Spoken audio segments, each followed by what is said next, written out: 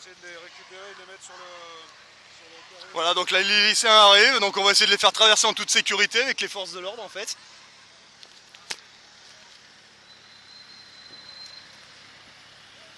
On va les aider à traverser peut-être, non?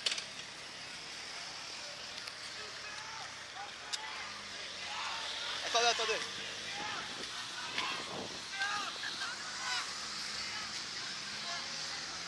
On se met le long de la... Voilà, on va les faire traverser. Allez-y, allez-y.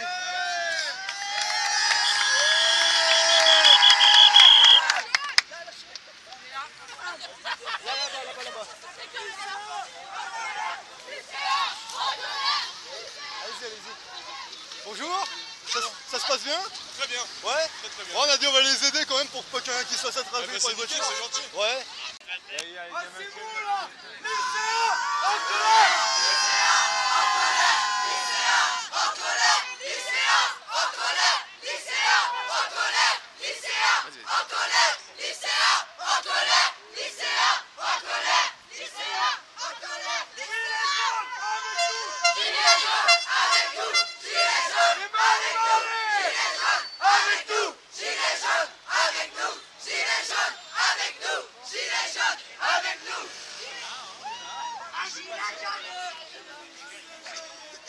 Allez, toutes les mains, on va leur montrer ce qu'on est capable de faire.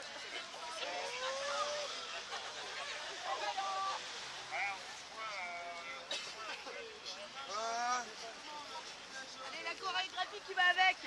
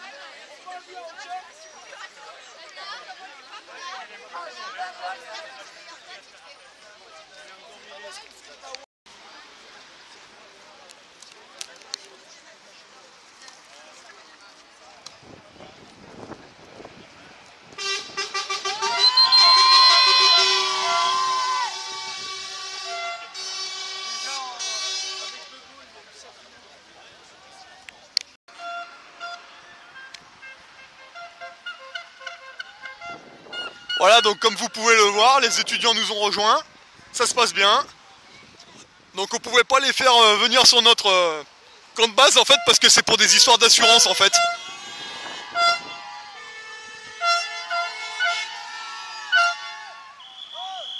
Ouais bon, tout se passe bien. Les forces de l'ordre ont encadré un petit moment, mais quand ils ont vu que ça se passait bien, bah ils sont retournés à leurs occupations.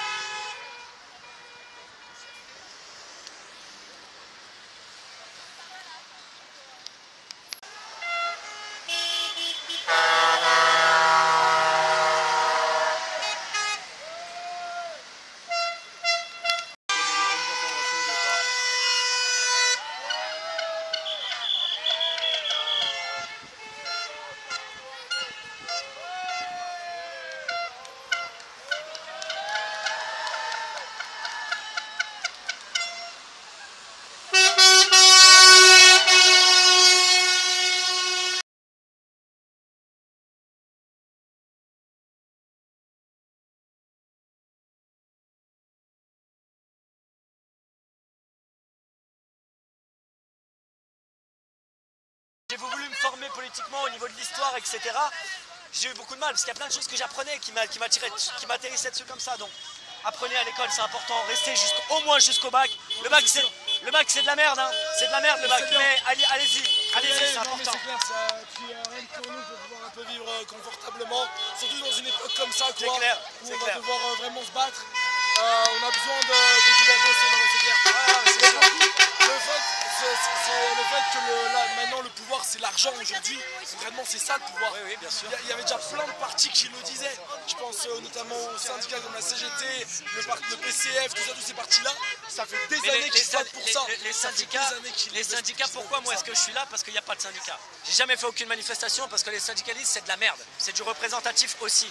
Comprends-le, les syndicats sont payés par le pouvoir. C'est l'État qui subventionne les syndicats. Donc les syndicats, pourquoi ils ne se sont pas ralliés tout de suite à nous? Parce qu'ils n'avaient pas l'aval des élites. Ils n'avaient pas l'aval des élites encore. Les élites maintenant commencent à lâcher du lest parce que le mouvement est trop populaire et prend trop d'ampleur.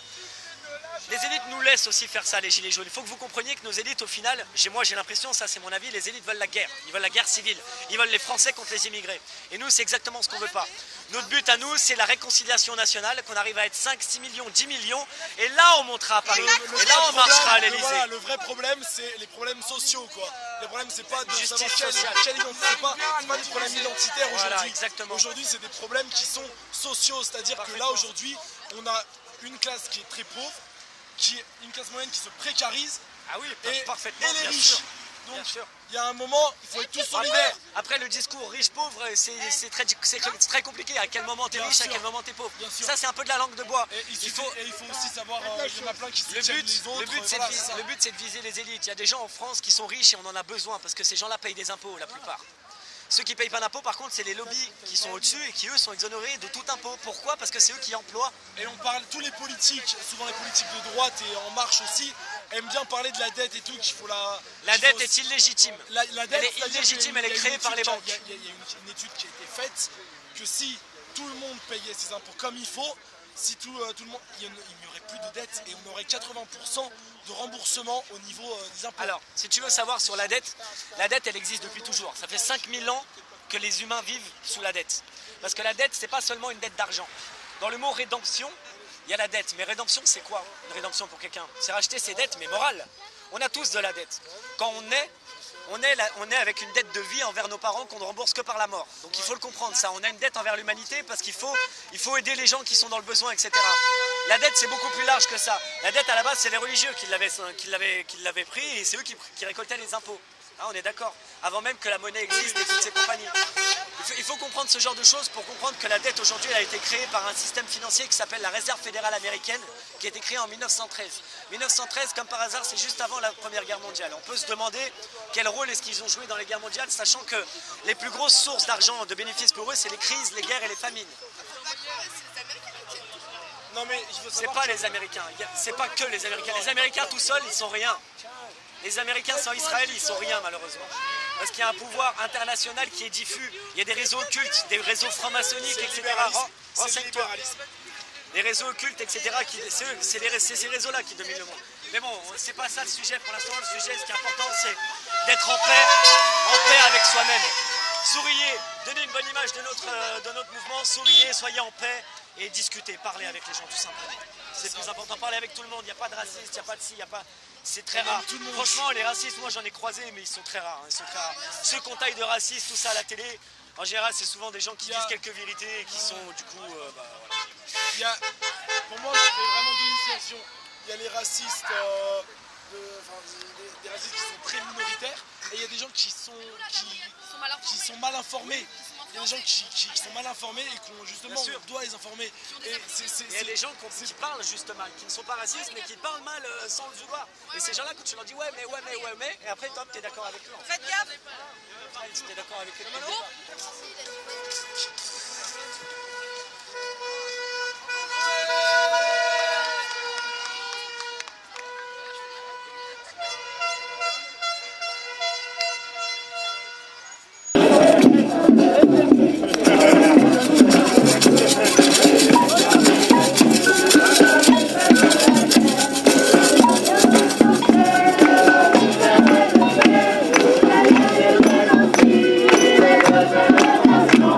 Thank you.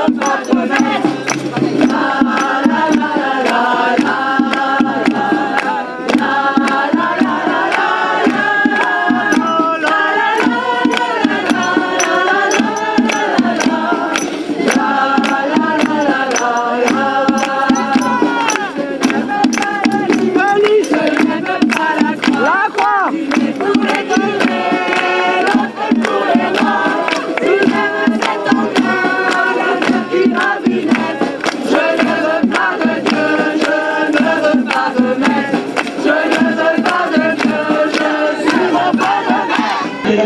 Il nous fallait tout le monde sur le coup de côté, les gens venaient s'en foutre. Et quand tu regardes ça, tu te dis, mais c'est qui ces gens? Toi, ils parlent. L'insécurité, justement, c'est eux. L'insécurité, c'est l'injustice sociale. C'est des gens qui regardent des vitrines pleines et qui n'arrivent pas à bouffer et qui, au bout d'un moment, vont se servir. C'est des gens qui t'insultent tous les matins en te disant, regarde-moi ce que j'ai. Et toi, t'as rien. C'est de ta faute, parce que t'étais pas capable. Mais les incapables, je les connais, je sais d'où ils viennent. Descendez sur la Côte d'Azur dans des grands hôtels. Vous verrez comment ils se comportent avec les femmes de ménage. Vous verrez aussi comment ils sont pas capables de nettoyer leur chambre. Et comment ils sont cons. Et comment, au bout du compte, au fond d'eux-mêmes, il n'y a que l'argent qui les guide. Ils croyaient être quelqu'un, comme les abrutis du Paris Saint-Germain qui disaient les Arabes dehors, qui gueulaient des cris de singes quand il y avait des Noirs qui jouaient sur la pelouse. Aujourd'hui, c'est le Qatar qui les a rachetés, ils ont vite plié leurs banderoles. Ils sont rentrés un par un, comme ça, tranquillement, en se disant, pourtant les Qatariens sont quand même à quelque part, aussi les Arabes, me semble-t-il. Alors on me dit, oui, mais non, tu comprends, c'est pas pareil. C'est une principauté de merde. Le Qatar n'est pas un pays démocratique. Derrière cela, on vient te bourrer la tête en te disant, mais t'as vu, ce sont des paradis fiscaux à leur manière, parce qu'ils exploitent du pétrole, il n'y en a pas pour longtemps. Alors ils achètent. Et là-bas, les femmes et les opposants sont mis en prison, comme chez nous aussi. Alors derrière cela, faut-il se taire?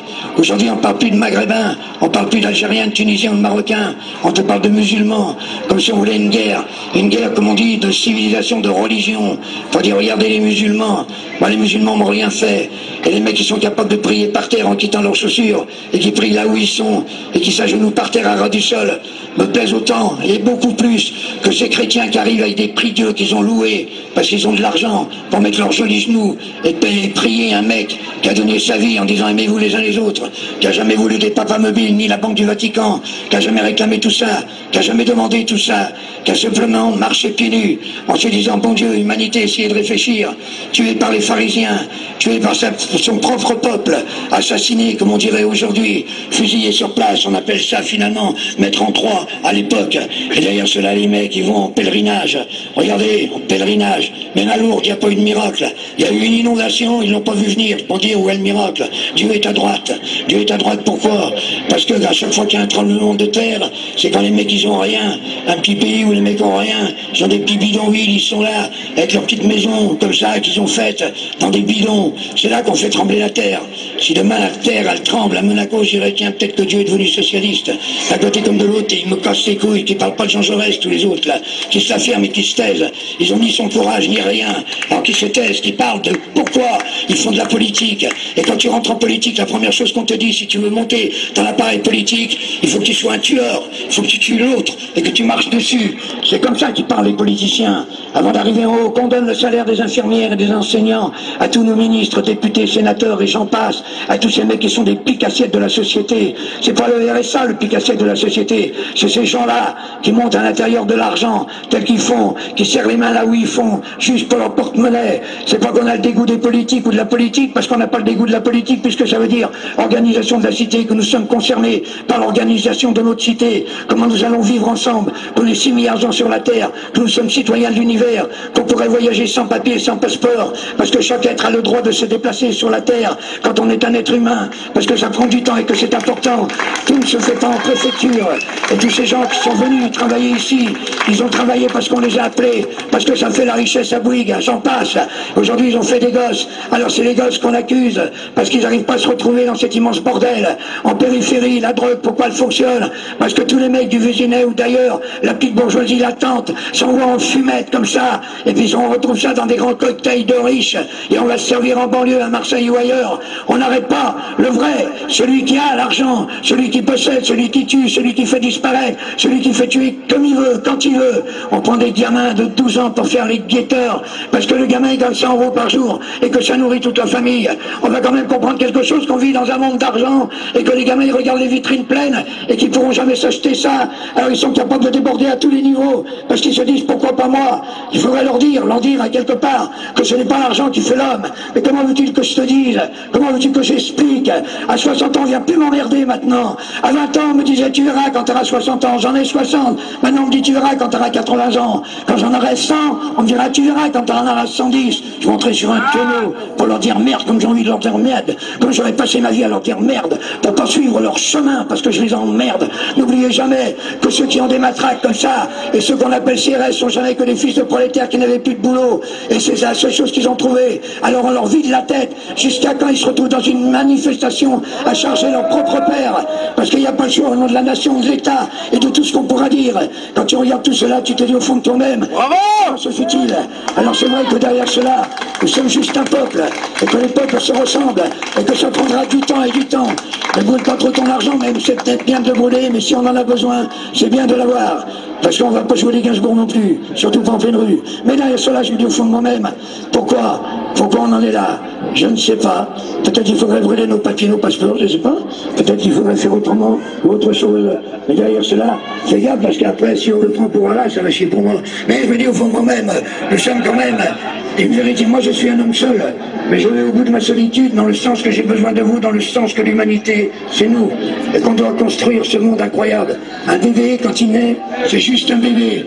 Et ce bébé, il est ni raciste, ni rien, il est là, il est bébé. Et puis tu vois le père qui lui dit, ah, quand il sera grand, tu voteras Front National, hein, quand il sera grand, tu voteras Front National. Et le bébé, qu'est-ce qu'il fait? Il chie, voilà, c'est tout. Parce qu'il a juste envie de se... Voilà.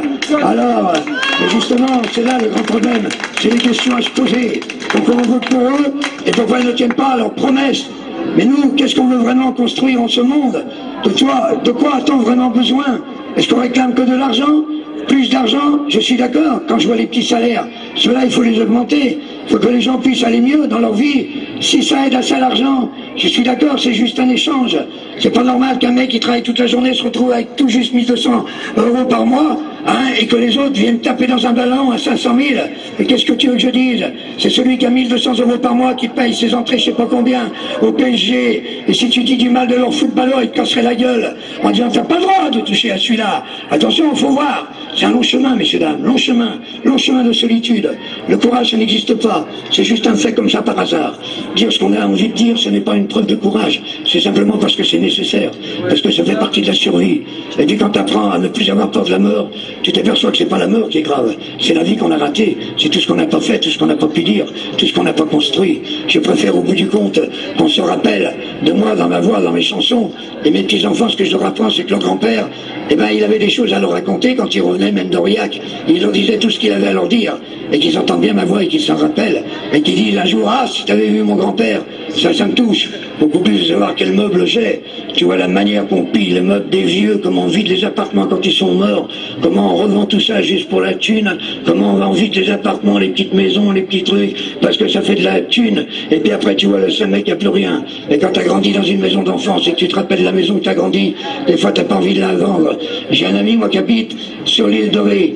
C'est un type fabuleux. Il a hérité de la maison de pêcheur, de son arrière-grand-père et de son arrière-grand-mère. Et ça allait comme ça. Sauf qu'aujourd'hui, il est imposant sur les grandes fortunes, à cause de tous ces connards qui sont installés là-bas et qu'on fait flamber les prix. Et lui, il ne reste plus qu'un seul choix, c'est de vendre sa baraque. Sinon, on va lui la saisir parce qu'il ne peut pas payer les impôts locaux et les autres impôts. C'est quand même incroyable, la manière qu'on a de virer les gens juste par l'argent. Alors c'est pour cela que c'est un très long chemin. Et puis finalement, au bout du compte, je n'ai jamais renié ni mes 14 ans, ni même mes 5 ans, ni même mes 60. Je me pose la question sur mes rêves de gosse. Et ces rêves de gosse, je ne les trahirai jamais. Parce que quand je prenais mes amis par le cou et qu'on était en train de courir comme ça dans le peu de nature parfois qu'on avait, et qu'on se disait qu'on était les meilleurs amis du monde, c'est là que j'ai rêvé le plus dans ma vie, c'est là que j'ai eu le plus d'émotions, c'est là que j'ai été le plus fidèle avec moi-même, en me rappelant tout ce qui était possible et inimaginable.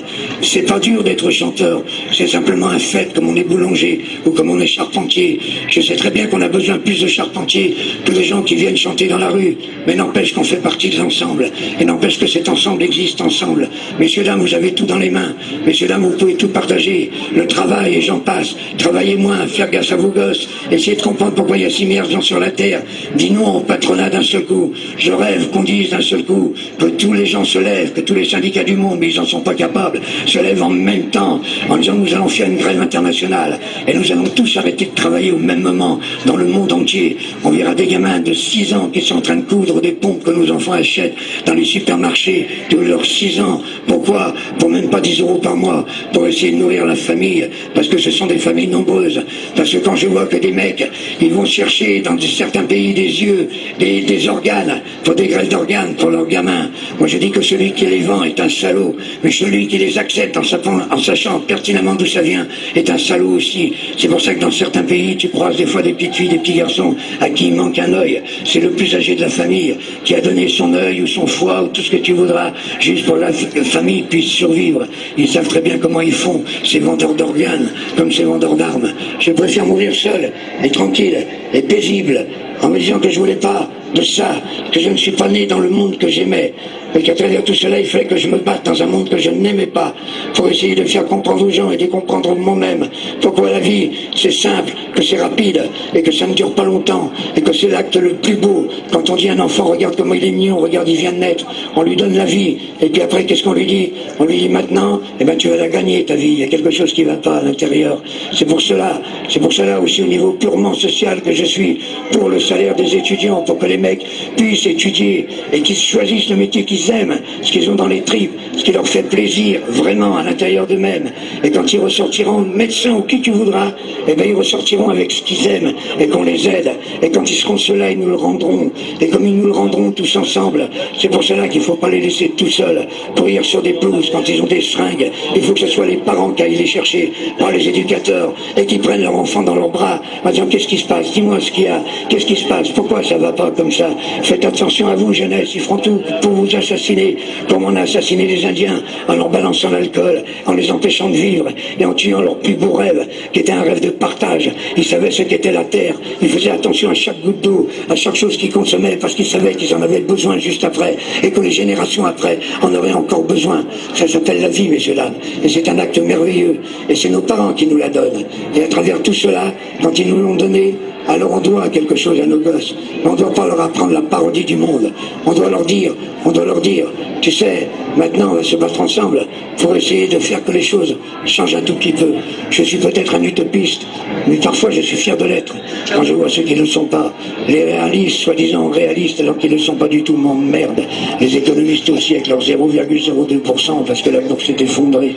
Et bien que la bourse s'effondre complètement, et que finalement au bout du compte on en finisse avec cet acte barbare qui s'appelle tuer les gens au niveau d'un stress. Chez nous on les tue pas comme ça avec des fusils, on les tue au niveau du stress, on les empêche de vivre. Et puis tu sais, quand tu vas beaucoup plus loin, quand tu voyages dans le monde entier, même en ce moment si dans les pays des Maghreb ça pète, tu verras comment tu es reçu par les gens, et tu verras qu'à chaque fois la seule question c'est où c'est que tu as mangé et où c'est que tu dors. Et pourtant ces gens-là n'ont pas grand-chose. Ça fait très très longtemps que je n'entends plus ça dans le pays où je suis né et où j'habite. C'est pour ça que je leur dis souvent, surtout ne nous ressemblez pas. Et tous les combats sont leurs combats. Et tous les combats seront les plus merveilleux. Et les femmes du monde se battront dans le monde entier par rapport à leur indépendance à elles, comme elles l'ont choisi, pas par rapport à des mecs qui viennent comme ça à la Chambre des députés pour dire nous allons parler pour les femmes, ou des femmes qui essayent d'être députés en ressemblant tellement connement aux mecs. Il n'y a qu'à regarder la gueule de Morano pour comprendre que finalement du compte, c'est un mauvais croisement. Je vais vous chanter une chanson parce qu'avant tout, je chante des chansons. Bravo!